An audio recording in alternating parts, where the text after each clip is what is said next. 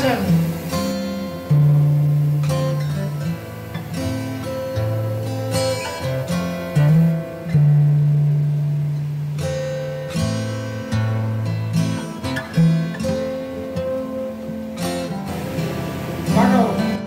অয়নদের পরিচালনায় ডানকুনির এক বনেদি বাড়িতে শেষ হয়ে গেল নতুন শর্ট ফিল্ম কাল বৈশাখীর শুটিং।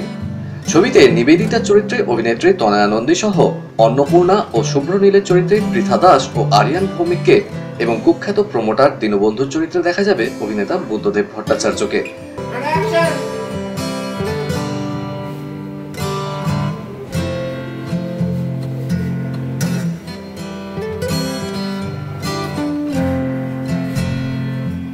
শুটিং এর ফাঁকে ছবির পরিচালক ও অন্যান্য কলাকুশলীরা জানালেন, এটা একটা ওয়েবের কাজ, but it's a kind of short film.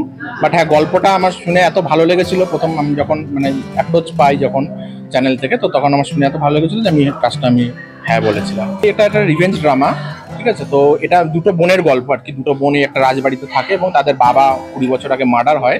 তো তাদের বাবার রিভেঞ্জ কিভাবে দুই বোন নিচ্ছে এবং তাদের মধ্যে এক বোন একটু মেন্টালি ডিস্টার্ব থাকে, সবসময় মেন্টালি ডিসব্যালেন্সড বলতে পারো। তো সেই জায়গা থেকে দাঁড়িয়ে দুই বোন কিভাবে তাদের বাবার বদলা 20 বছর পরে নিচ্ছে, সেটাই এই গল্প আমাদের কালবৈশাখী বলবে। এবার এই কালবৈশাখীটা রিলেটেড আছে যে 2 বছর 20 বছর আগের আর 20 বছর পরের ঘটনার সঙ্গে।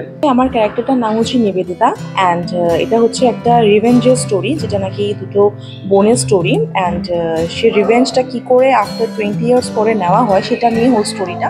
বিকজ আমরা কি হয় ডেলি লাইফে এতটাই বিজি হয়ে যাই, তার মধ্যে দেখানো হচ্ছে যে বাবাকে যে কিছু একটা করা হয়েছিল সেটা একটা খুব সুন্দর রিভেঞ্জ সে মেয়েটা বড় হওয়ার পর নিয়েছে। অ্যান্ড সেটা নিয়ে মেনলি স্টোরির অনলাইনটা, প্রত্যেকটা জিনিস এত প্রফেশনাল এত সুন্দর করে হচ্ছে, সত্যি খুব ভালো লাগছে।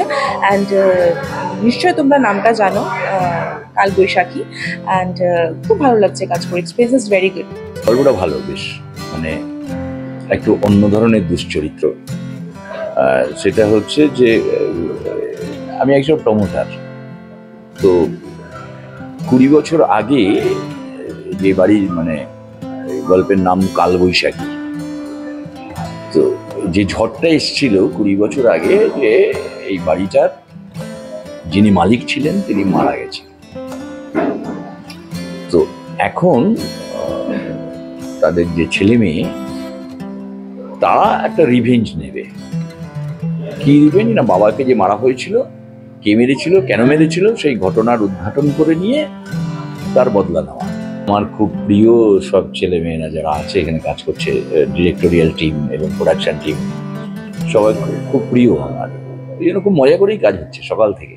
বৈশাখীর মধ্যে অ্যাকচুয়ালি আমরা কিন্তু ঝড়ই করছি, কালবৈশাখী ঝড়ই উঠবে সামথিং কিছু একটা আছে, এবং পোস্টারটা আছে রবীন্দ্রনাথের। তো অ্যাকচুয়ালি পোস্টার আর নামের মধ্যেই সব কিছু লুকিয়ে আছে। এটা দুটো বোনের গল্প, আমি হচ্ছি ছোট বোন এবং আমার একজন দিদি আছে। আমার যে চরিত্রটা আছে এটা স্বাভাবিক নয়, এবং কিন্তু মানুষ বুঝতে পারবে না আমার মধ্যে একটা প্রতিবাদী চরিত্র আছে, যেটা একদম লাস্টে গিয়ে ক্লাইম্যাক্সে বোঝা যাবে। এবং স্টোরি অনুযায়ী শেষের দিকে আমার মধ্যে যে প্রতিবাদ ব্যাপারটা বেরিয়ে আসবে, সেখান থেকে একটা নারীর যে শক্তি, মা দুর্গার যে শক্তি, সেরকম কিছু আমার মধ্যে দেখা যাবে। খুবই ভালো লাগছে। চরিত্রটি সিম্পল চরিত্র বলা যেতে পারে, কিন্তু যদি ইন্টারনাল কনফ্লিক্টটা যদি আলাদা রাখা যায়, একটা ইন্টারনাল কনফ্লিক্ট আছে যেটা অনেক বড় আকারেও হতে পারে, ছোটও হতে পারে। তো আপাতত আমি যেটা চেষ্টা করছি আর কি, যতটা পারা যায় ওটাকে বিস্তারিতভাবে এক্সপ্লোর করার চেষ্টা করছি। So having fun with that, খুবই এক্সাইটিং লাগছে। চরিত্রটা খুবই, বাট চরিত্রটা এত dynamic, so that is also plus point. তো এখন বিভিন্ন ঘটনা ঘটবে, এখনও I am waiting for the climax scene to happen. ক্লাইম্যাক্সটা দারুণ একটা সিকোয়েন্স, তো সেইটার শ্যুটটা আমরা কীভাবে ফাইনালি করি সেটার জন্য অপেক্ষা করছি। I am really excited about that.